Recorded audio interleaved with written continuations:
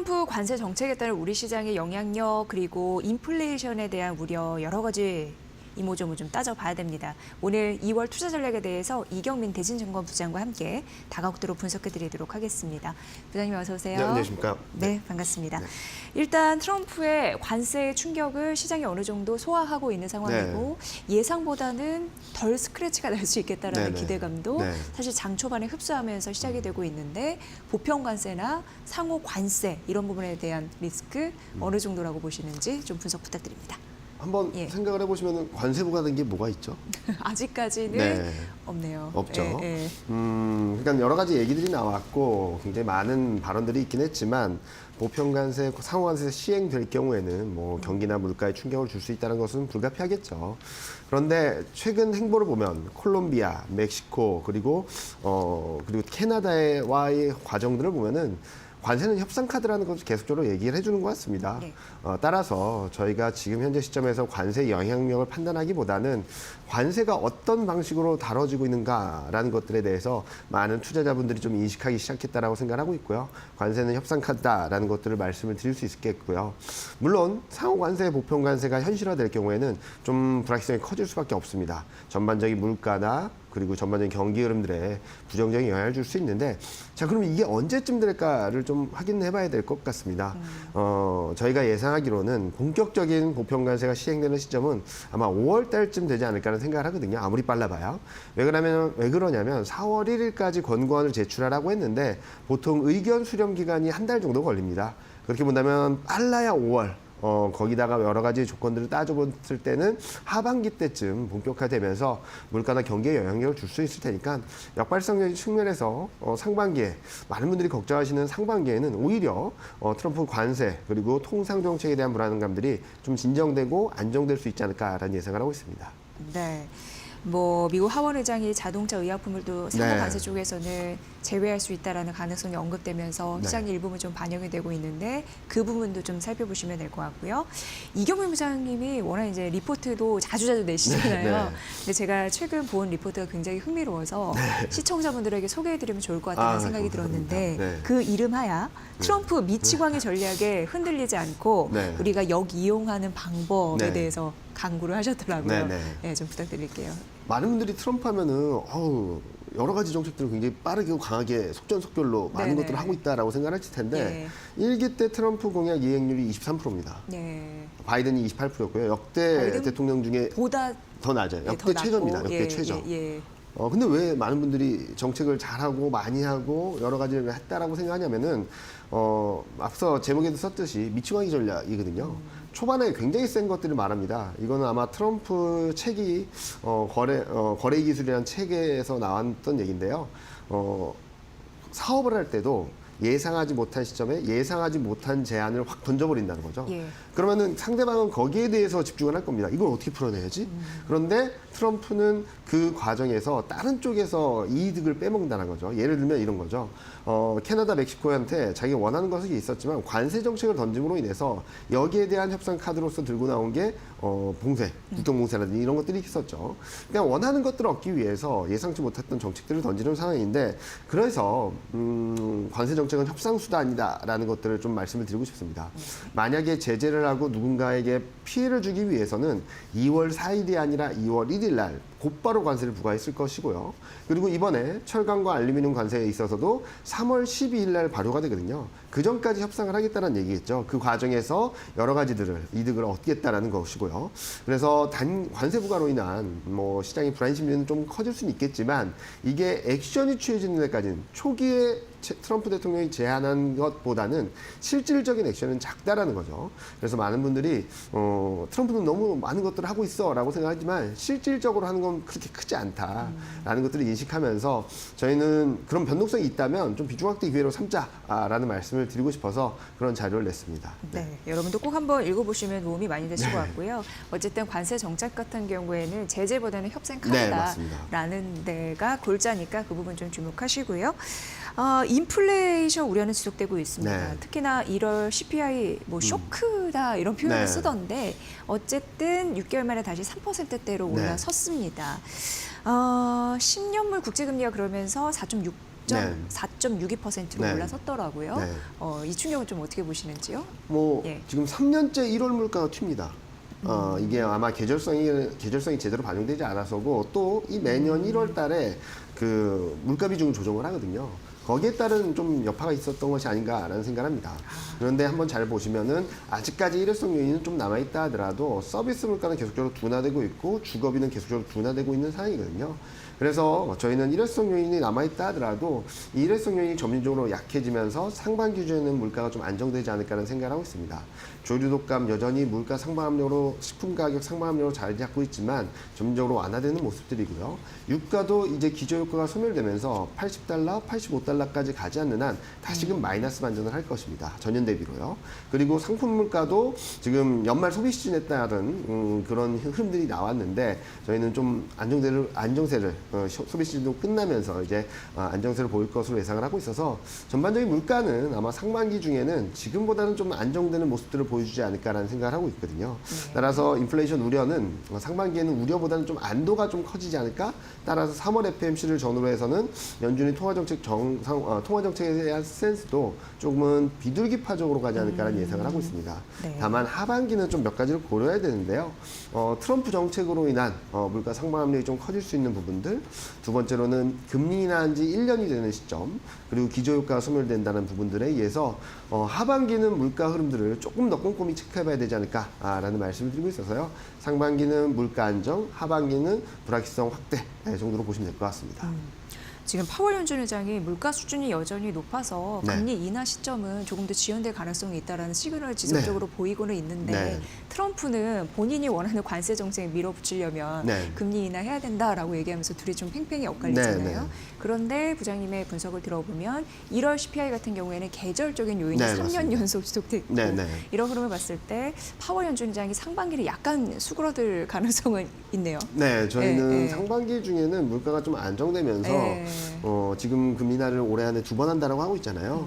2번을 할지 3번 할지는 좀 봐야 되긴 하겠지만 저희는 좀 다소 비둘기파적인 스탠스를 3월 FMC에서는 보여주지 않을까. 많은 분들이 파월 연준 의장이 최근 금리 인하를 서두르지 않겠다는 발언 때문에 되게 걱정을 많이 하시는데요. 연준도 스탠스를 계속 바꿉니다. 24년 3월 달에는 24년에 3번 금리 인하할게 라고 그랬다가 6월 달에는 아니야, 한 번 금리 인하할게 라고 했다 9월 달에는 4번 금리 인하할게 라고 했습니다. 네. 그 정도로 물가나 고용 변화에 따라서 되게 예민하게 반응하고 있기 때문에 향후 물가 안정과 고용이 둔화되는 그림들이 좀 더 뚜렷해지게 된다면 저희는 연준의 스탠스는 언제든지 바뀔 수 있다라는 예상을 하고 있습니다. 네. 상반기와 하반기를 나눠서 말씀해 주셨는데 하반기는 그래도 또 물가는 또 챙겨야 네, 된다라는 맞습니다. 코멘트도 꼭 참고를 해보시면 될 것 같고요. 산업 쪽으로 가면은 당연히 우리가 지금 최근 가장 많이 이야기하는 화두는 AI 산업이지 않나 맞습니다. 싶은데 패러다임이 빠르게 좀 변화하고 네. 있고요. 정말 설 연휴로 확 바뀌는 흐름들 네. 나타나고 있습니다. 어떤 점에 주목하고 투자 전략을 짜야 된다고 보시나요? 일단은 AI 반도체 관련된 쪽들의 이익 모멘텀, 이익이 개선되는 건 계속적으로 이어집니다. 그런데 이익 증가율 자체가 빠르게 둔화됐거든요. 네. 그래서 저희가 뭐 작년 하반기부터 얘기했던 것은 AI 반도체, AI 하드웨어보다는 예. 소프트웨어 쪽으로 이동해야 된다라는 말씀을 드려왔었는데 이번에 딥시크 쇼크가 이 패러다임 전환에 좀 속도를 가한 것이 아닌가라는 생각을 합니다. 그동안에는 그 가격, 규모, 그리고 엄청난 투자 이런 것들이 AI 성장 드라이브였다라고 한다면 딥시크 쇼크로 인해서 효율성에 대한 부분들을 좀 더 집중한 것이 아닌가라는 생각을 하거든요. 따라서 이걸 활용하는 기업들 그리고 활용도가 높아지고 효율성이 높아지게 된다면 수익성을 더 빠르게 가져갈 수 있는 기업들에 좀 더 주목하는 것이 아닌가라는 생각을 하고 있고요. 이와 맞물려서 국내 기업들과 해외 기업들 간의 협업 그리고 M&A 관련된 이슈들이 들어오면서 국내 AI 인터넷 기업들도 계속적으로 주목받는 것이 아닌가라는 생각을 하고 있어서요. 앞으로 뭐 시장의 흐름들이 조금 더 지속되고 앞으로도 AI 성장에 대한 부분들은 의심이 없겠지만 지금까지 하드웨어 중심으로 갔다면 앞으로는 소프트웨어 중심으로 좀 더 관심을 가져보시고 투자도 그쪽으로 집중을 하시면 좀 더 수익이 좋지 않을까라는 예상을 하고 있습니다. 네. 그러니까 어떻게 보면 이제 투자 확대 시대에서 효율성을 네. 중시하는 시대로 갈 거고 맞습니다. 그 안에는 AI 관련 이제 소프트웨어 기업들 중요하게 보시면 도움이 되신다고 합니다. 네. 그 프레임을 잘 알고 가시면 될 것 같고 어쨌든 우리 시장은 여러모로 이슈가 있지만 소화는 잘 하고 있는 네. 대형주를 중심으로 하고 있는 상황인데 정치적인 리스크 이런 부분도 잠시 잃어버린 듯해서 네네. 제가 말씀드리면 오늘 같은 경우에는 윤석열 대통령의 탄핵 심판 기일이고 8차 변론까지 예정이 돼 있는데 정치적 리스크 해소 가능성은 어떻게 보시는지요? 오늘이 예. 분기점이 아닐까라는 생각을 하거든요. 예. 오늘 추가 변론기일이 산정되게 된다면 좀 지연될 거고요. 만약에 추가 변론기일이 상정 안 되고 오늘로서 변론을 종료한다고 한다면 예. 보통 보름 내에 선고가 되거든요. 그러면은 2월 안에 2월 늦어도 안에. 3월 초에는 선고가 가능하다는 얘기를 할 수 있어서 지금 현재 시점에서는 오늘이 조금 중요한 분기점이 아닌가라는 생각을 하고 있습니다. 따라서 지금 현재 시점에서 뭐 많은 분들이 시장은 그래도 견조한 거 아니냐라고 하는데 최근 여러분들도 한번 들어가서 보시면 좋을 것 같은데 폴리마켓 들어가시면은 폴리마켓에 사이트가 있거든요. 예. 거기 가시면 4월 전에 윤석열 대통령이 탄핵될 것인가라는 것들에 대한 베팅을 하고 있는데 거기에 대한 확률에 따라서 코스피 많이 움직입니다. 지난 주말까지만 하더라도 70% 했던 환율이 최근 80%까지 올라가고 있거든요. 그러면서 시장은 좀 더 안정적인 것이고 2016년, 17년 케이스 전 박근혜 전 대통령 탄핵 사태를 본다 하더라도 그때도 헌법재판소 결정 이후에 시장은 좀 탄력적으로 움직였거든요. 아마 정책 불확실성이 해소되게 된다면 그리고 또 다른 기대감, 정권 교체에 대한 기대감이라든지 이런 것들이 들어오게 된다면 코스피는 좀 차별적인 흐름들을 조금 더 보여줄 수 있겠다. 원달러율도 레벨 다운되면서 외국인 수급에도 좀 플러스윙이 될 수 있겠다라는 여러 가지 복합적인 요인들이 시장에는 충분히 긍정적인 변화를 야기할 수 있겠다는 생각을 하고 있습니다. 네, 잘 정리를 해주셨습니다. 추가 증인 신문 없이 종결이 된다면 2월 말 빠르면 네. 아니면 3월 초 이런 부분에 좀 결판이 나겠네요. 근데 이것도 봐야 되는 오늘의 중요한 이슈입니다. 네. 4분기 실적 시즌 함께하고 있는데 이제 후반부로 이제 접어들려서 막을 내리기 일보 직전 네. 의미 어떻게 보셨습니까? 일단은 뭐 4분기 실적 매년 안 좋았죠. 네. 매년 실적 패턴이 있습니다. 1분기 서프라이즈, 2분기 예상상에, 3분기 예상하에, 4분기 쇼크. 그 다음에 또 다음에 가면 1분기 서프라이즈입니다. 왜 매년 1분기 서프라이즈가 나올까? 4분기 실적 쇼크가 눈높이를 그만큼 낮췄기 때문이다라고 생각합니다. 이번 4분기 실적도 굉장히 안 좋았지만 종목별로 따져본다면 환율 효과가 들어온 종목들도 있고요. 그리고 많은 기업들이 예상했던 것보다, 우려했던 것보다 괜찮은 모습들을 보여줬습니다. 물론 일부 반도체, 2차 전지 이런 쪽들의 쇼크가 있었긴 했지만 전반적인 실적 쇼크 흐름들은 과거보다는 좀 덜하지 않았나? 라는 생각을 하고 있습니다. 따라서 지금 현재 시점에서는 4분기 실적이 종료되는 시점에서 실적이 나빠라기보다는 앞으로 어떻게 될까를 고민해야 될 텐데요. 최근 관세 부과로 인한 선수유익, 그러니까 ISM 제조업지수 3개월 연속 서프라이즈고요. 중국 12월 수출입은 서프라이즈였고요. 한국 1월 수출도 예상보다 잘했고요. 이런 제조업과 교육 개선세가 좀 가시화되고 있고 여기에 환율 효과까지 감안해서 본다면 1분기 실적은 많은 분들이 걱정하시는 것보다는 좀 더 나은 모습들을 보여주지 않을까라는 생각을 하고 있거든요. 따라서 이제 4분기 실적 시즌이 종료되게 된다면 추가적인 실적에 대한 불안감들보다는 실적에 대한 불안감들이 진정되고 실적 흐름들이 좀 바닥을 잡으면서 밸류에이션 매력이 부각되고 이제 3월, 4월 가면서 1분기 실적에 대한 컨센이 어떻게 변하는지가 향후 시장의 방향성을 결정질 것이다 라고 생각하는데 저희는 좀 낙관적으로 우려했던 것보다 나은 그림들을 조금 더 만들어가는 그림이 아닐까라는 생각을 하고 있습니다. 네. 우리 시장에서 어쨌든 리스크는 피하는 게 좋으니까 네. 대부분 보면 관세 무풍지대가 어디이냐 네, 네. 이렇게 보시더라고요. 네. 근데 K 경쟁력 빛나는 부분도 있고 조선 방산에 자꾸 눈은 갑니다. 네, 그렇죠. 그 눈길을 뗄 수는 없습니다. 네, 네. 괜찮겠죠 앞으로도? 뭐 예. 앞으로 되게 좋을 거라 예, 같다라고 생각합니다. 주도주로서의 힘을 계속적으로 보여줄 건데 다만 단기 과열, 매물 소화 과정은 불가피하다고 생각합니다. 최근 인터넷도 굉장히 급등세를 보였거든요. 한번 잘 보시면은 인터넷 업종도 작년 9월부터 올해 12월까지 굉장히 가파른 상승을 보였다가 2달 정도 조정받고 다시 급등을 하는 모습들을 보여주고 있는 것입니다. 이렇게 본다면 조선하고 방산도 지금은 여기서 바로 치고 가는 그림보다는 좀 쉬었다 가는 그림이 나오지 않을까라는 생각을 하고 있는데요.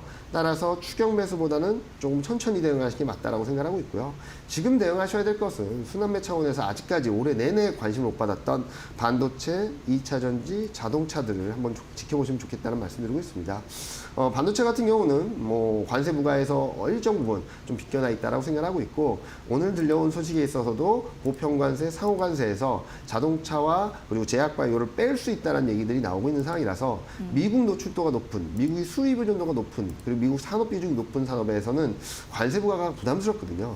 이런 쪽에 역발상 투자가 필요한 시점이 지금 시점이 아닌가라는 생각을 하고 있어서 조선 방산 좋긴 하지만 좀 부담스럽다. 단기적으로 좀 쉬었다 갈 수 있다. 쉴 때 좀 매수기를 잡자. 지금 노릴 것은 아직까지 가격이 싼 반도체 2차 전지 자동차다라는 말씀을 드리고 싶습니다. 네. 지금 인플레이션 우려가 트럼프 대통령의 관세 정책과 맞물려 있어서 리스크는 있는 상황인데요. 하지만 그 영향이 좀 제한적이라고 말씀해 주셨고 시장에 영향을 줄 수 있는 투자 전략까지 챙겨드렸으니까 여러분 마음 편하게 좀 대응해 보시면 네. 도움이 되실 것 같습니다. 항상 도움 많이 받고 있습니다. 아유, 감사합니다. 이경민 대신증권부장과 함께했고요. 다음번에도 또 빠르게 모시도록 하겠습니다. 잘 들었습니다. 네, 감사합니다.